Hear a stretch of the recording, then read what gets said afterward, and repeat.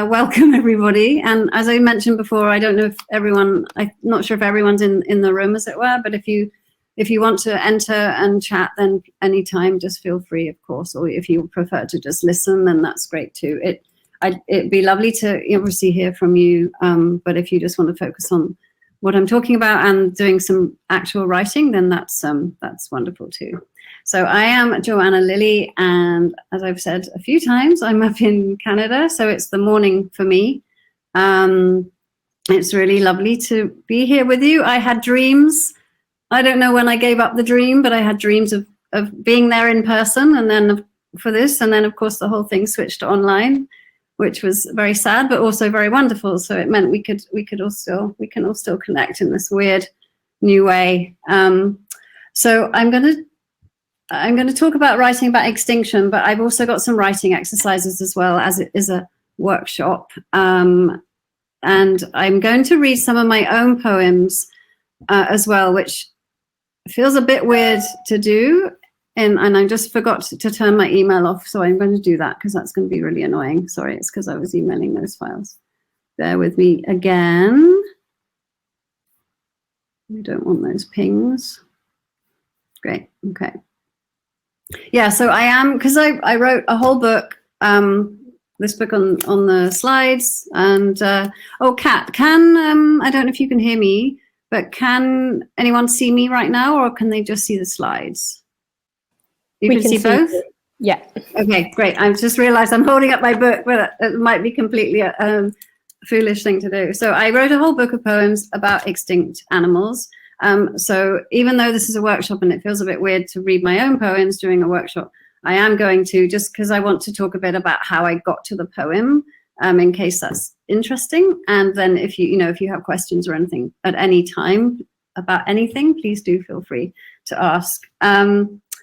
So I suppose, and I also wanted to say early on that I'm not an academic. And so I'm just a poet and a writer. I write fiction as well. So I'm coming up from it, I suppose, from that point of view, and how, in order to write about animals, I suppose there's a choice as to how much research you do. I wanted to do a lot of research, but again, I was researching in a non-academic way, in a very kind of intuitive way that I do when I write. So yeah, I think it's an interesting question when you are trying to write about things that you don't have facts in your head about. How do you get to that point so that you feel comfortable actually writing something? So I think what we'll do, just to get going, and because I want this to be a writing workshop, I think we'll move on. And if you could go to the next slide. I feel I've gone on a lot now about where I live, but I thought this might be, of interest to share. So I live in Whitehorse, which is the capital of Yukon. The whole Yukon is twice the size of the UK, and it only has 43,000 people. So there's an awful lot of space. The town I'm in has about 23,000 people. So most people are here, but we're all very spread out. So down through the forest, about a few minutes sort of jog or bike ride away is the Yukon River. And this is just down from my house.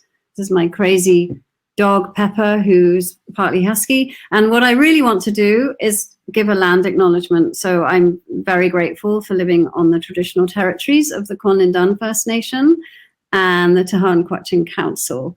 And there are 14 First Nations in Yukon, and 11 of them have settled their land claims with the federal government and are now self-governing, which is really exciting. Canada is doing a lot of exciting things. There's an awful lot of healing to do, after the impacts and the ongoing impacts of colonialism. But it is really important, that I acknowledge where I am as a white settler, basically. Okay, and I will move on to the next slide, please. Thank you. So there's my book. We'll skip on. We've talked about that. Thank you. So for this writing exercises, I'm just want to spend about maybe 7 minutes just as a warm up. I don't know if you're familiar with the Artist's Way book. It's been around quite a long time, Julia Cameron. It's really helpful if you're just trying to connect with yourself as an artist, any kind of artist, not just writers, it's for anyone at all. And she has this wonderful practice, which you may do anyway. It's a bit like journaling. And the idea is you just write whatever's in your head, and you're kind of emptying yourself out. And it might just be a shopping list or something. And then that's a really helpful way to kind of get all that stuff out of your head. And then hopefully you know, that will help you move on to the actual writing. So this is a little bit different. So I wanted to see if you would like to spend about, as I say, about 7 minutes just writing in response to this image of the dodo, which is perhaps the most famous extinct species. But what I want to say is that don't worry if you're not actually writing about the dodo, just kind of see where it leads you and sort of use this as a starting point. Does that make sense? Thank you. Okay, yes, so you can write by hand, write on your screen, whatever you like. And if you want to just turn your cameras off, that might feel more comfortable while you're just writing. And I'm not going to ask anyone to read anything out. Obviously, that's always up to you anyway, but this is just an outpouring of whatever might be in your head at this moment. Okay, and I'll stop talking and you can start. So, and just try not to even lift your pen or fingers off the keyboard. Just kind of let it all flow. Okay. Ready, steady, go. Okay. How was that? Any comments about how you found that? Did you manage to write, or was it difficult? It was really fun. I'm not usually a writer, and stuff just flowed out. That was really interesting. Lovely, good. Yeah. I think a lot of the time with writing, you just have to make the space for it, you know? Yeah, you know, if you're writing a diary or something like that, it's just really fast. I love the magic of writing and what comes out if you just sit down and write and see what happens. And sometimes it's really helpful just to start with a prompt. You know, it's like, oh, where do I start? I've got nothing to say or whatever. And then suddenly all these words are pouring out, or not sometimes too. So that's great. Thank you. So I think I'm just aware that we have a bit of a compressed time now. So I'm going to read my dodo poem to you. Obviously, I did not write this in 7 minutes, although you may think it may sound as if I did. So it's called The Flightless Bird of Mauritius. The dodo was on this island of Mauritius in the Indian Ocean, last sighted in 1662, and was very easy prey for sailors kind of passing by. I think a lot of sailors from Portugal, easy to hunt because they were flightless, yeah. So, and they hadn't encountered humans before, so they didn't really last much longer after that. And I was wanting to write a poem about the dodo, and then I was lucky enough to get a grant to visit some museums, pre-pandemic, of course, and was able to go to the Smithsonian Natural History Museum, which was just incredible, and was wandering around taking notes and doing little sketches and things, and there was a full skeleton of a dodo, and so my practice really was just find a species that I connected with, and then just stand there and write notes, a little bit like what you've just done, but trying to respond to what I'm seeing and feeling. A lot of what I do is very intuitive, so it's a lot about how I'm feeling, and then I try and move on from there, and then I'm looking for the story as well, or something that hooks you in some way. But I started with just by writing observational notes, and I happened to notice that this dodo skeleton was dusty, so the top of the dodo's head had dust on it, and I just thought that's really sad. That's really sad that we're in this amazing museum, one of the most famous museums in the world, and there's a most famous extinct species, and the poor thing isn't even dusted. So anyway, I will read my poem, and it's written from the point of view of the poem, which is from the dodo, sorry, which is something you can do too when you're writing about extinct species, is try and get into their point of view, which I find really interesting and rewarding. And that's what I was kind of trying to do with this whole collection, was sort of hear the voices of the species in some way. So I will read this poem called The Flightless Bird of Mauritius. No, I have nothing to say. No need. Everyone knows me. There's no requirement to register, remark on what is already recorded. By all means, stare instead at the over-middened moa, my Antipodean protector, or the ivory-billed woodpecker, full-feathered forest dweller. What? Did you say there was a tree named after me? I would point out, perhaps, as you are looking, that this is not all actually me. I am bits of others. A borrowed carpal, vertebral rib, an ersatz ulna. My maxilla and mandible are mine, my patelli, left and right. I wouldn't be myself without my kneecaps. There's no mention of the size of my kneecaps, how I ran over rocks and roots across the palm savanna into ebony shade.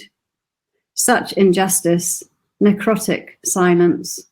You like your lie that I was clumsy, plump, and bumbled into nullity. If I were asked, thank you, I would only say, there is no air here, just dust, this itching skullcap proving familiarity's neglect. And I cannot digest.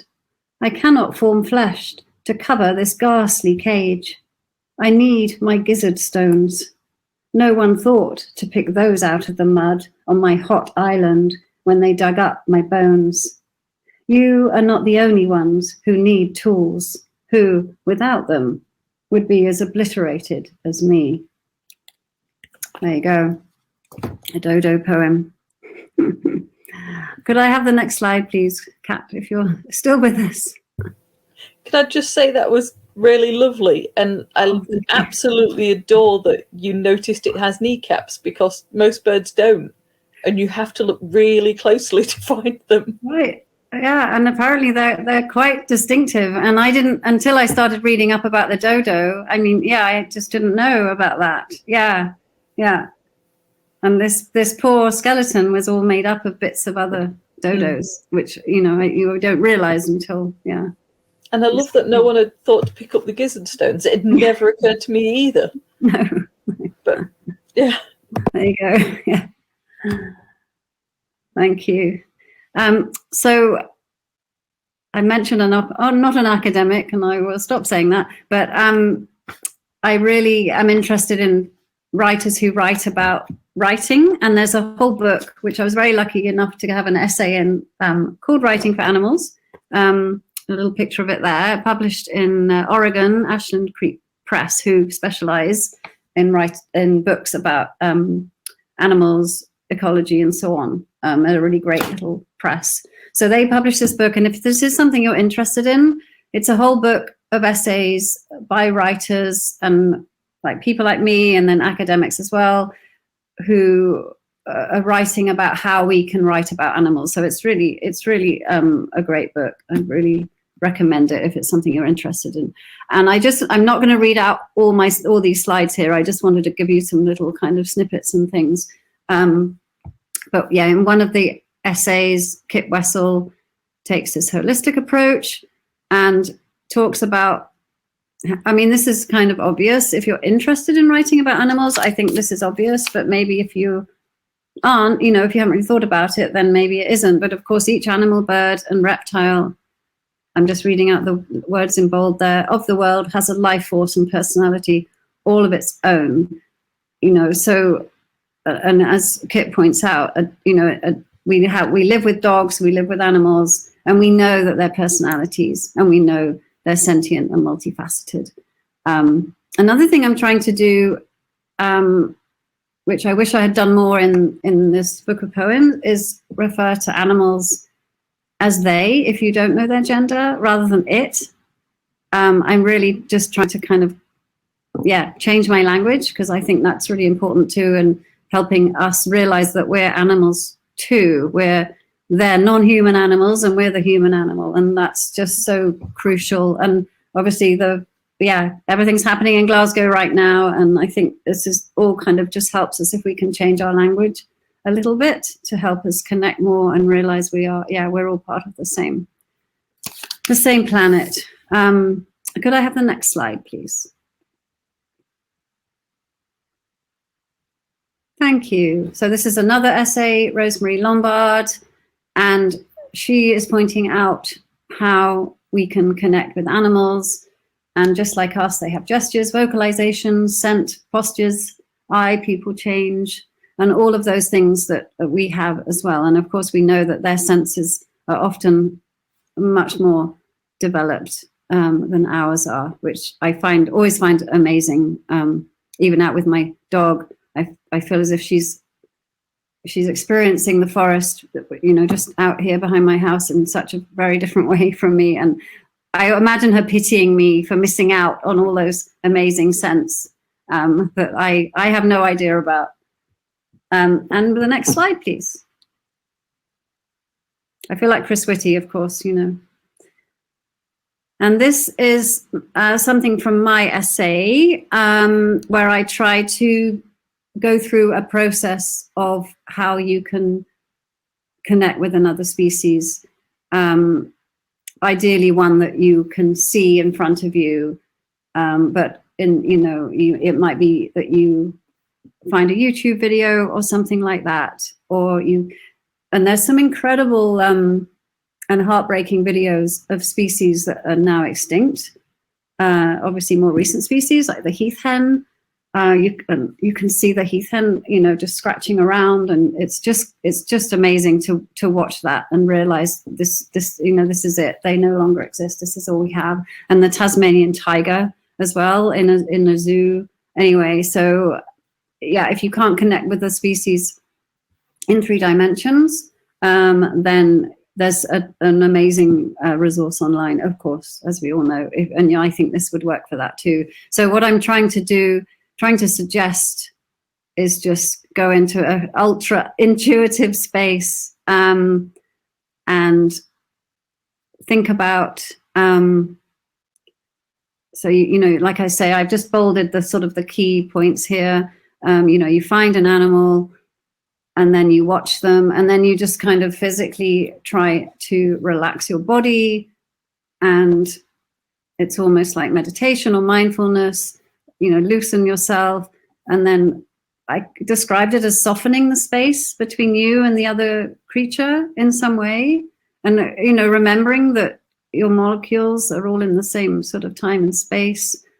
And then you can perhaps almost imagine yourself and themselves dissolving into each other. And then you would write from that space. So this is, as I say, this is an ultra intuitive, if that's the right word, rather than a scientific way, and then write from there, a little bit like we just did with the dodo, where you just kind of write and see what comes out. So that's something that I've tried to do with living species, and also the fossils and the many fossils that I met and visited in various museums as well. So it just connects you to that space as much as possible. Okay, if we have the next slide, please. I'm just going to check. Okay, no, we're doing okay. So that's the poem I read. So I will move on. Thank you very much. So I wonder if we could just have another quick writing exercise. And this one is about writing about a species who you may feel that a different reaction to than a dodo or a cat or a dog or someone who's fluffy and cute and all those things. So if we could spend about 8 minutes or so responding to this. If this resonates with you, if not, of course, you can find endless images online if you want to do a quick Google of a creature who you might, like me, when I see a spider, although I love them and cherish them, I have this visceral jump reaction in my body when I see one, especially if they're very close to me or on me, which I really find frustrating, and I find it really fascinating. So I found an extinct spider that we could write about. So you could do what you did before and just see what comes out. without reading the text, or you could read some of the text. And like I say, I kind of, when I'm writing about an animal, I kind of look and listen and read, and then what I find is that something will sort of hook me in, and it could be something intuitive, like this visceral reaction, this repulsion to something like a spider, or it could be something in the story, like a fact that you find really fascinating, and that becomes the hook for the essay or the story or the poem or the article, whatever you might be writing. Or it might be the story of it, how it became extinct, or something, a little bit like the dodo, and you could imagine these Portuguese sailors just hunting them very easily and killing them, and then suddenly they're all gone. So there's a story behind all the extinctions too. So I will leave it with you to decide how you'd like to respond. And as I say, the simplest thing might just be to do what we just did with the dodo image as well. So I will give you about 8 minutes or so if you'd like to get going. Okay, thank you. I'll turn my microphone off. Okay, if you'd like to finish up. I'm just going to get up and shift my blinds because the beautiful sunrise is streaming into my face. Hold on just a moment.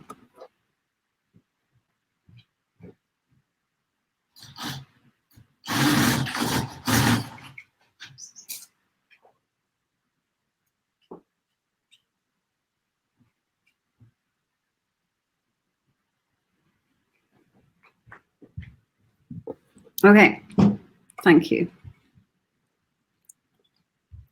Okay, how was that? Was that different in any way? And I just want to check whether anyone would like to share what they wrote that time. It's entirely optional. Okay, it's very fresh on the page, but maybe there's something there that you can.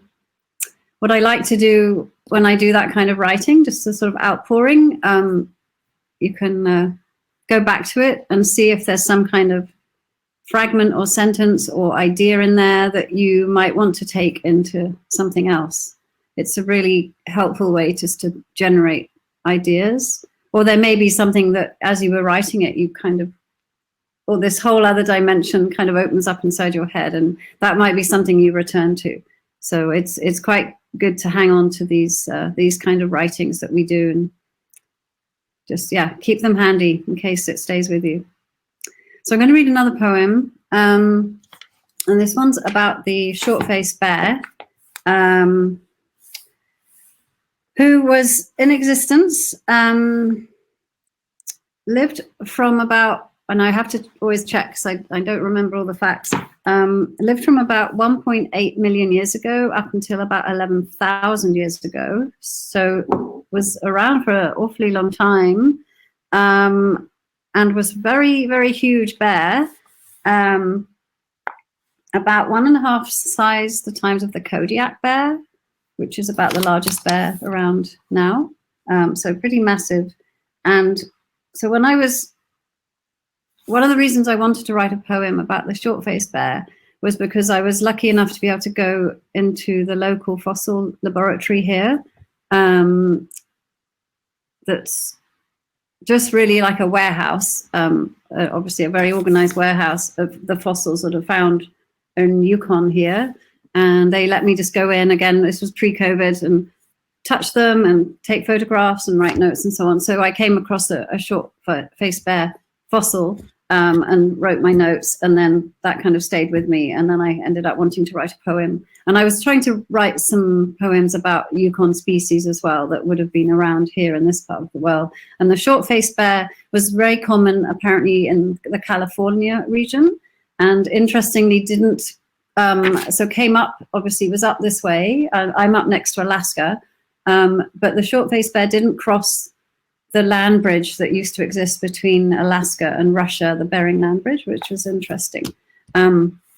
And I'm not sure why. And sometimes there's different theories about all these things. And I was talking earlier about what hooks you in, or kind of doing your research until you feel or find that hook. And I think for this one, it was partly that I touched a short-faced bear fossil, which was pretty amazing.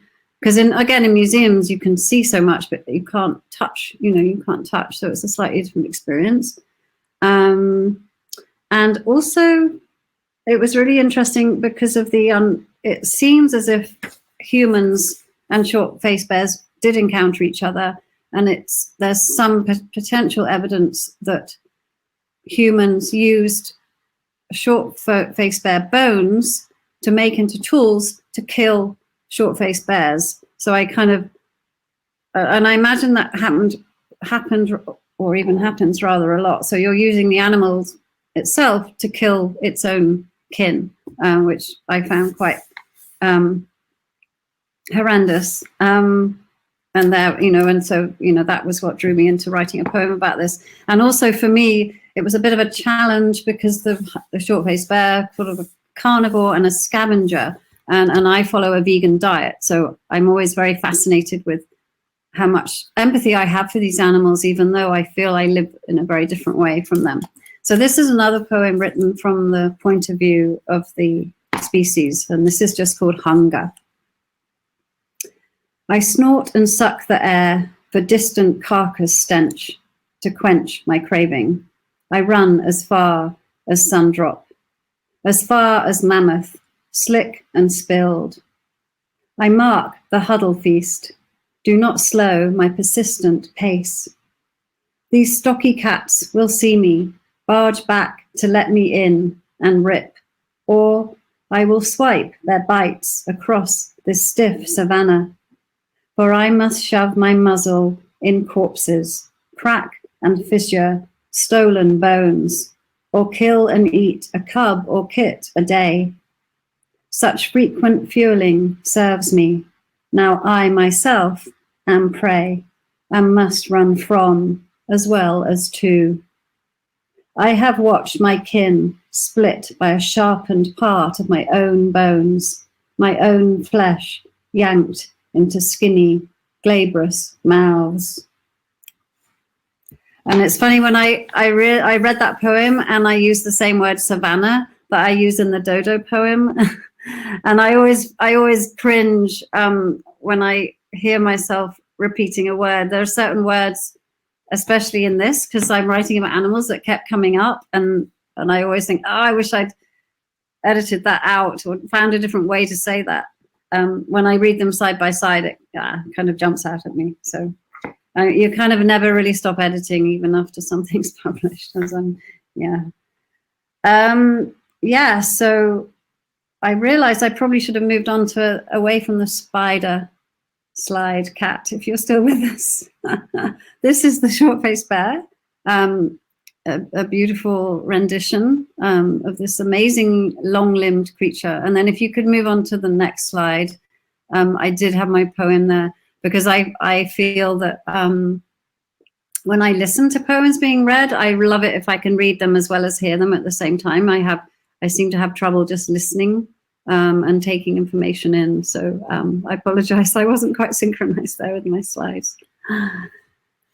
So, any comments or thoughts or anything at this stage? Okay. I'd never even heard of a short-faced bear, and you just brought him to life. Yeah, I don't think I had at all. No.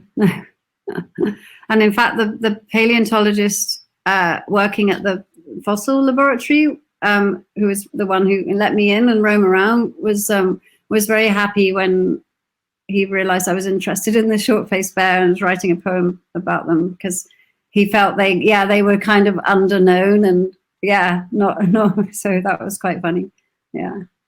It's millions of extinct species. I mean, you could just keep writing and writing and writing for the rest of your life about extinct animals, and let alone all the animals who are with us now. And then I sometimes think, because this book is in a way so sad, it's all about extinct species, even though I was trying to kind of honor and elegize them. I think my partner suggested I write poems just about the species who we are only just discovering. I say discovering in quotation marks because they've been there all along, but humans are only just discovering them. Can we go back to that one that said vanishing, Kat? Thank you. Perfect. Oh. I think we've lost. Oh, Sue is vanishing. Okay. And you're still there? Is that a while ago? Is that, sorry? I can't see the comments when I'm when I got my slides. Yeah, no worries. No, it was a little while back. You're okay. Oh, lovely. The slides back. Okay. Welcome. Yeah. Welcome back. Thank you. So this is thank you, Kat, very much. This is a series of essays called Vanishing that's published online by the Revelator, which is a wonderful resource if you're not familiar with it. It's the Center for Biological Diversity in the US, and it's a wonderful organization. They do so much campaigning and lobbying for species now, and they publish this Revelator journal online. And they, as it says here on the slide, they asked all sorts of different people to pick a species and write a little essay about it. And they invited me, which was really wonderful. So this is kind of the opposite, I suppose, of what I did in this book. This was imagining a species who is around and then imagining what it would be like if they were no longer here. So I kind of took quite a while to decide what to write about. And one of my ideas was the sparrow, because in Britain, where I'm from, obviously, even in my lifetime, the sparrow population has fluctuated enormously. And I'll go back to see my family, and there'll be all these sparrows sort of twittering away in the hedges, and then it seems like they've disappeared. And now I think the last time I was there, I don't think I heard very many sparrows. And there's a cafe in town here in Whitehorse where there's this couple of trees outside the cafe, and they're full of sparrows. So I just found it really, and they're not native here. Yeah, they've come here. So anyway, so I had this whole thought about writing about those sparrows, but in the end I didn't write about sparrows, or at least not yet. And I wrote about the moose, which is an ultimate Canadian icon. This amazingly, again, long-legged, like the short-faced bear creature who, and when you see a moose, it's just, I feel like I'm jumping across time because they look primeval. They've got this wonderful dislocated kind of way of walking.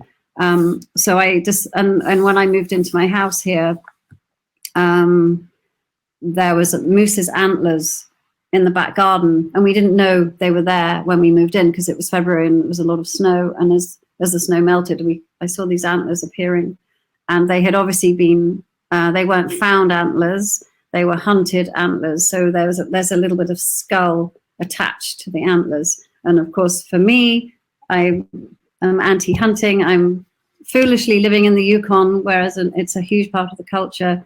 So I've written poems about those antlers, and then I thought I will write a little essay about the moose disappearing.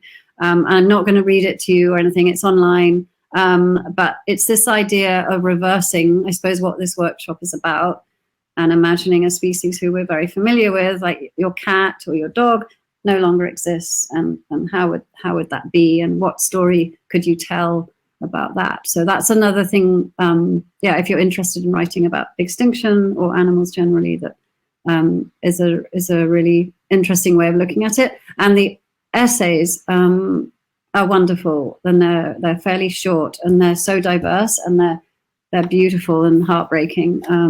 And I really am enjoying reading them as they come up on. I put the website there. It's therevelator.org/vanishing. They're not difficult to find, but yeah, I highly recommend those if you're interested in kind of how you write about extinction in a kind of a contemporary way. I think it was a really good idea that they had. So could I have the next slide, please? Thank you.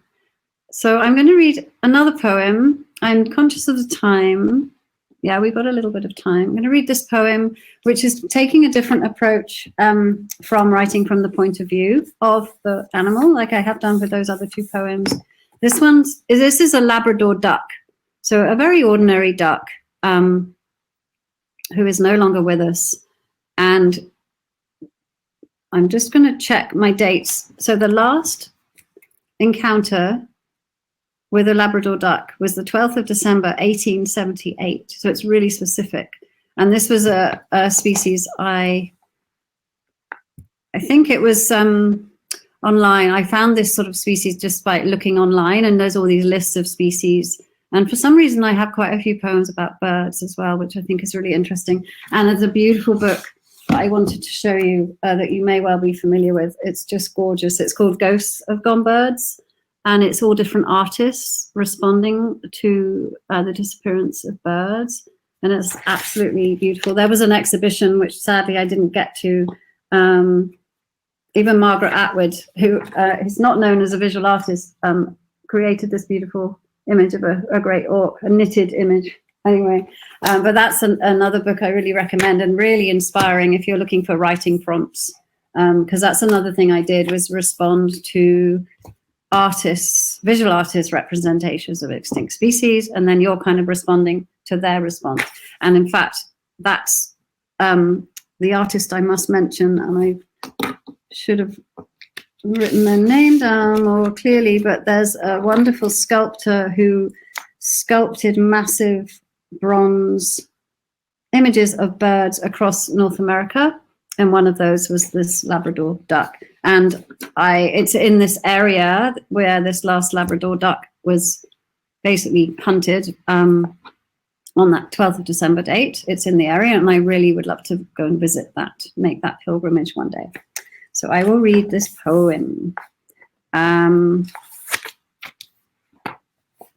it's called The Last Labrador Duck, a very creative title. 13 days. Oh, actually, Kat, could you move on? Because I think I've got the poem on a slide. Yes. Yeah, there you go. I finally synchronized myself. There you go. The Last Labrador Duck. 13 days to Christmas. The boy's little sister is loudly hungry. His mother silently bent at the apron strings. The boy goes to the river wide with ice. He slips. His father's gun knocks his knee. The hawthorns are scratchy lines, as indecipherable to him as newspapers. The boy stops. There's a block of grubby snow on the sleek ice, brown and white, a noose of black. The ice creaks as the boy creeps close. The bird doesn't stir.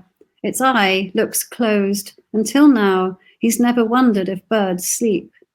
The bill is orange at the base, the tip black as a bruised toe. He tugs a glove off with his teeth and raises the gun.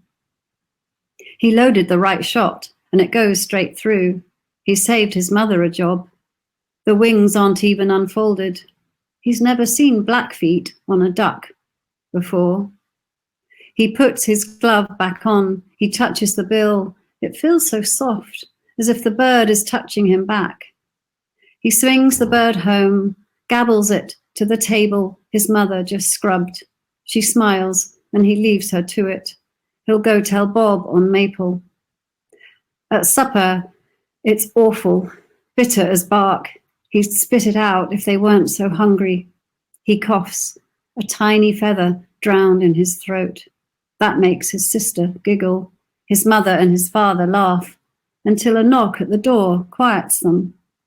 A man, his hair oiled flat, not scrawny, yet he's come for their scraps. The boy's mother hands him the garbage pail. The man takes out the duck's head and neck. He's brought a newspaper to wrap the decapitation in. The man can read, the boy can tell. Labrador duck, the man reckons. That flattened, tar-dipped bill, rare as a unicorn. Don't worry, says the boy. It tastes revolting. I'll leave the next one I see alone. There you go. That's my Labrador duck poem. And the font was a bit weird on this slide, so I'm a bit panicky that it looks as if there's no apostrophe in a couple of places where there should be. So I do a lot of proofreading and editing, so I'm thinking, oh my goodness. But anyway, they are there. They are there in the poem, I promise. If they didn't make it to this weird font I obviously used for the slide. So yeah, any thoughts or anything? So I suppose, yeah, what I did here is a very different approach. I kind of got fascinated by the story. So the details I've used are true. And then obviously I'm telling a story, so I will have added some details here and there, of course. But the underlying facts are what kind of constructed this poem.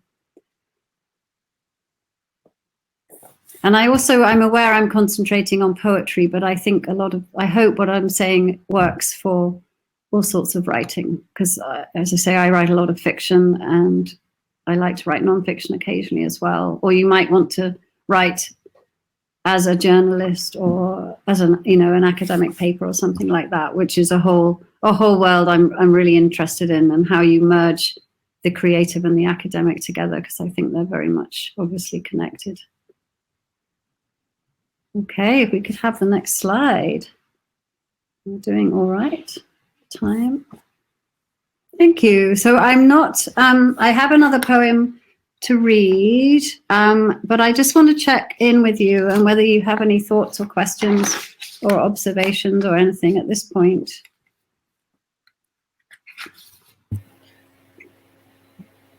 You've talked a little bit about how you choose the species, but are there ones that you've kind of always wanted, or ones that really grab you just because you've only just heard of them?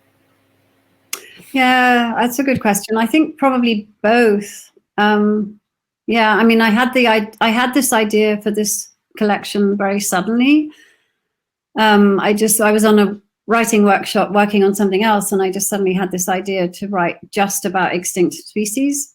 But that came out of years of, getting upset about animal cruelty and all those things, and being vegetarian for a long time and all that kind of stuff. So it just felt like, oh, this would be such a wonderful thing to be able to do. And then it took me several years to write the poems, because I had to, for every poem, I had to do research. So I think, yeah, sometimes it wasn't clear cut in terms of what I wrote about.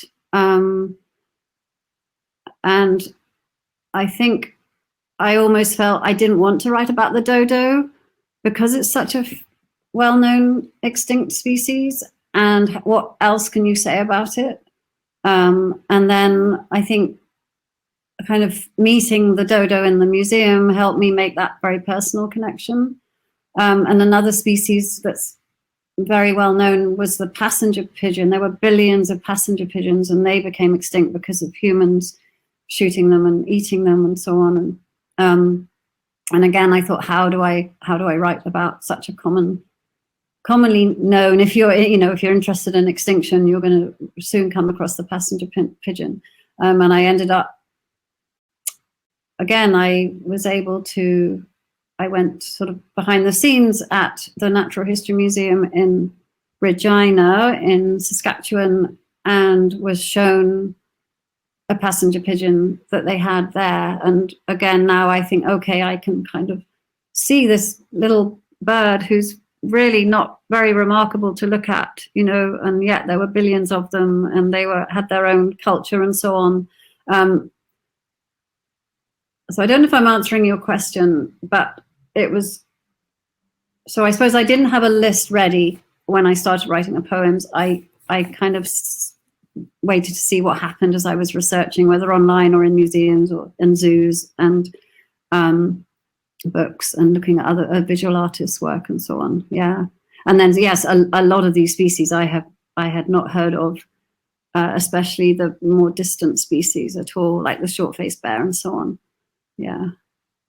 And then I had all these parameters, and then I decided, I thought I would make a decision about whether I wrote just about species who are definitely made extinct because of humans, but I ended up about half of the poems are about species that we killed off, but I didn't really want it to be just about humans, so I ended up writing a lot of poems about species who existed before we even evolved, which was really wonderful, just to imagine the planet before we were even a factor. So I would set myself parameters and then I'd immediately break them, because I'm not very good at, you set rules and then you kind of think, no, I don't want to do that anymore. And so I think it was all about finding for me, I'm intuitive writer, it's like finding that emotional connection, which could be a story, or it could be a deep feeling, or it could be some facts, like this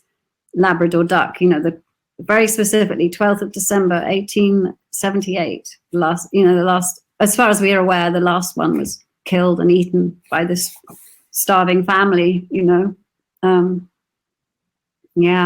I've rambled on at great length in answer to your question.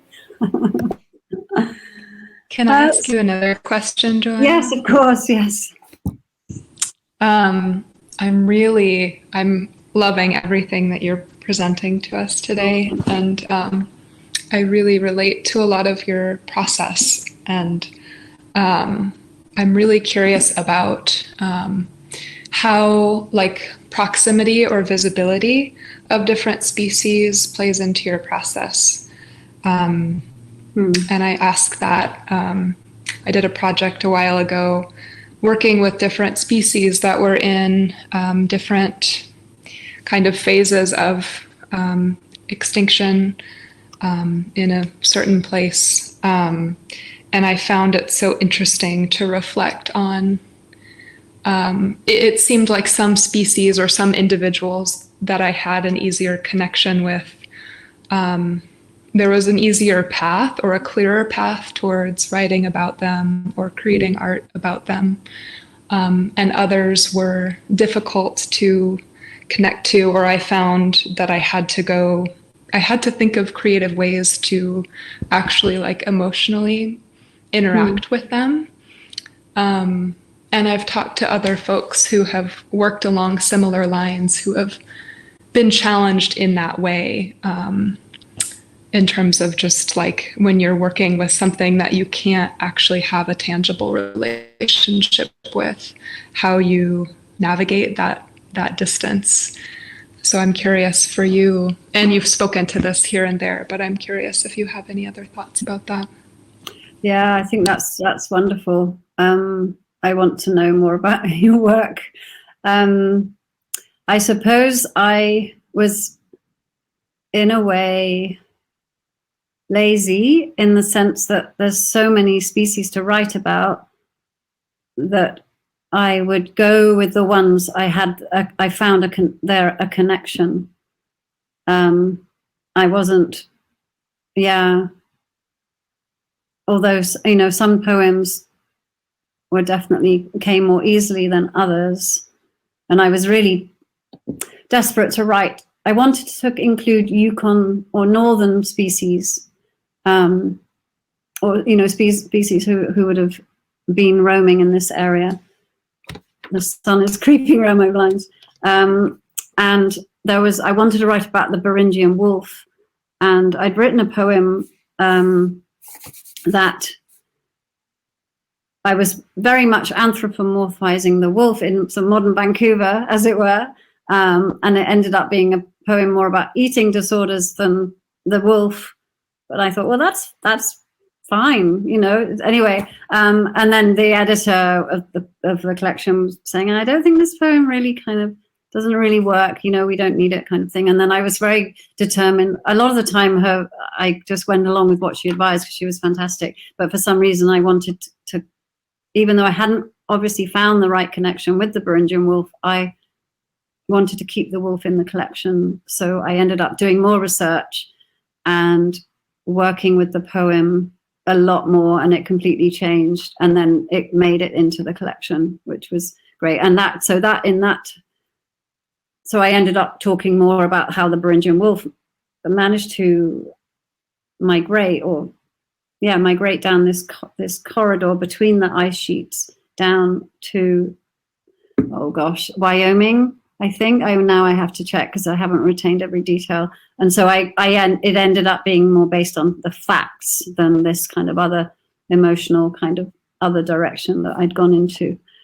So I suppose, yeah, I do feel I was going with the ones mostly, or in most cases, that I found a connection with, and I wasn't having to struggle too much because it felt like there was so much material and I could have just kept going and writing more and more poems. But I'd love to hear more about your work. Are you a visual artist, or are you writing, or? Yeah, thank you for sharing that. Yeah, I find it so interesting just to hear into different artists and writers' processes. Yeah. Yeah.